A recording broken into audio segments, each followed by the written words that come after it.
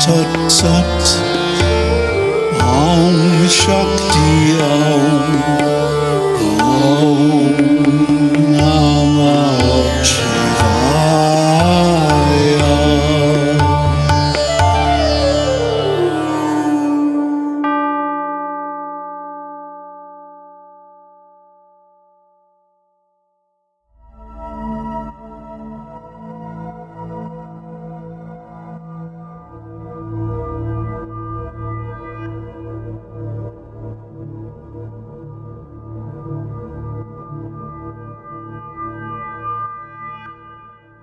Well, after I released this video, I got a lot of messages asking, well, what is this about anyway? Like, a lot of people didn't get it. So I guess I have to do an explainer video. Namaste. What does Neptune and Pisces and Saturn and all that have to do with identity? And why is this Māyā's last test?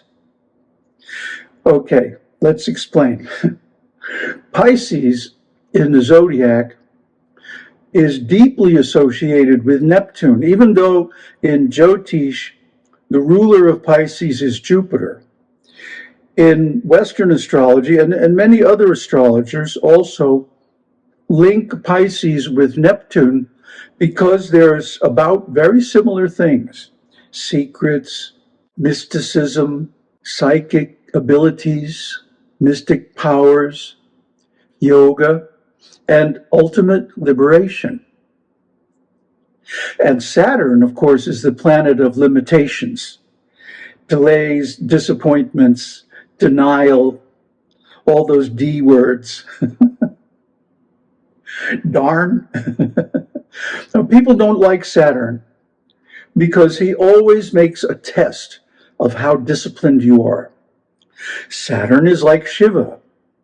If you're righteous, if you're pure, he's incredibly helpful and beneficent. But if you're lax and if you mess up, he's going to punish you. And so people don't like Saturn, just like they are afraid of Shiva.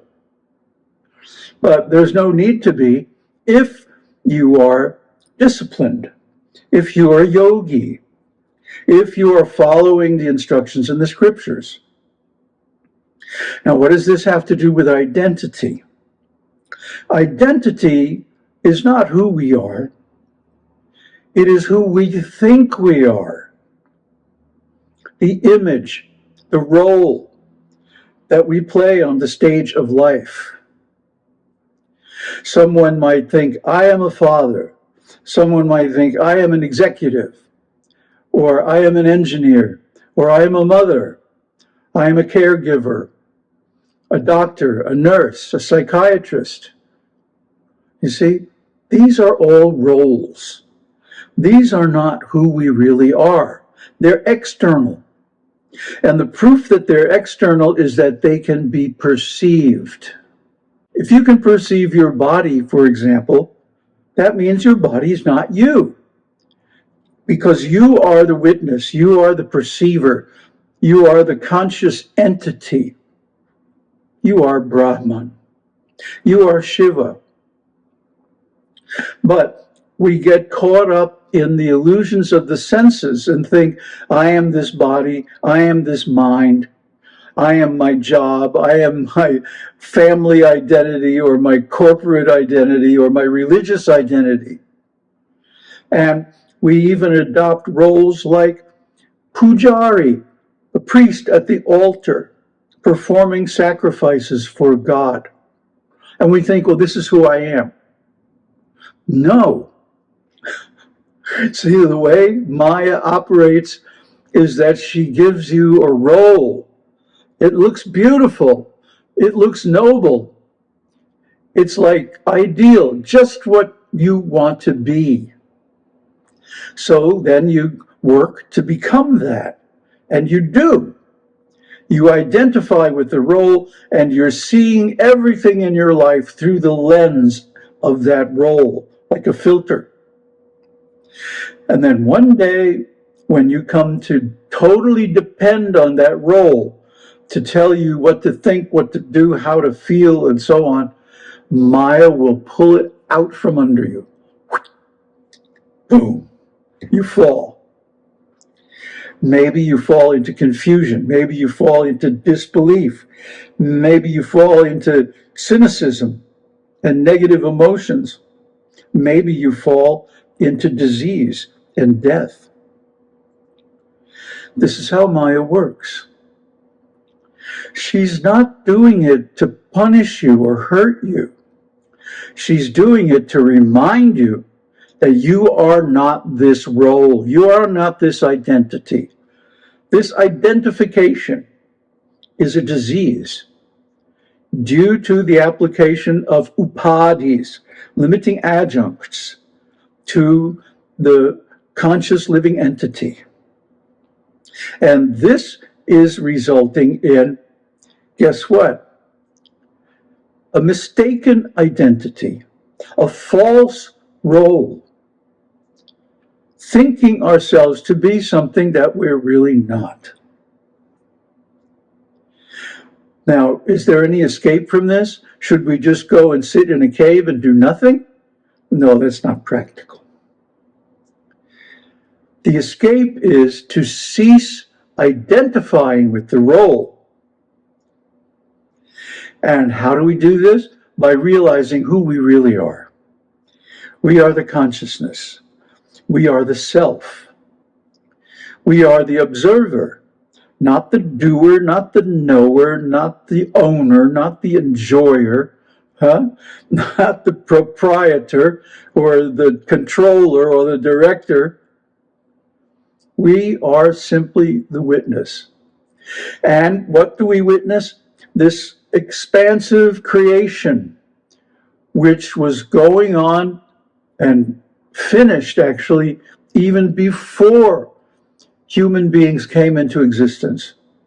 And we're just riding through it on these bodies, on these upadhis, like a ride in a fun house or something, one of these theme parks where you sit in this little cart and you go down this track and then all this stuff happens around you.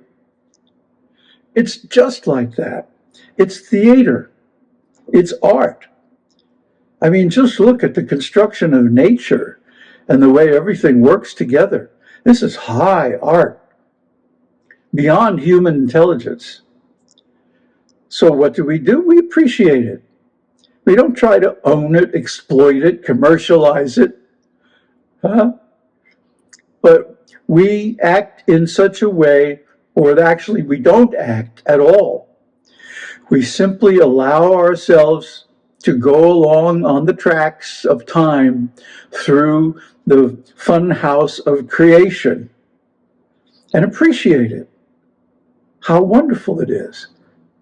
What a great way to understand the nature of God and also the nature of self.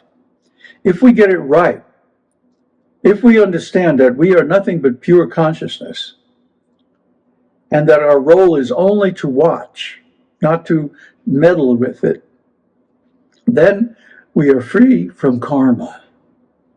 And this leads directly to liberation. So, the lesson that this conjunction between Saturn and Neptune in Pisces is trying to teach us is to exercise the discipline of disidentification from the roles and images that we think we are, from the false identities that are offered to us by Māyā. Now, that doesn't mean that we have to stop doing everything and just, sit alone in our room or something like that. Yeah, we can be engaged, we can be involved, we can go through life and act out any role that we want. If we know that we are not that role, we are not this body, this mind, these designations, father, mother, sister, brother, doctor, lawyer, Indian chief, whatever. We are not that. But we are watching the play of life through the lens of that identity, which is not the self. Because the self cannot be perceived. Like Yajnavalkya says in Brihadaranyaka, how can we see, how can we know that through which everything is known? How can we know the knower?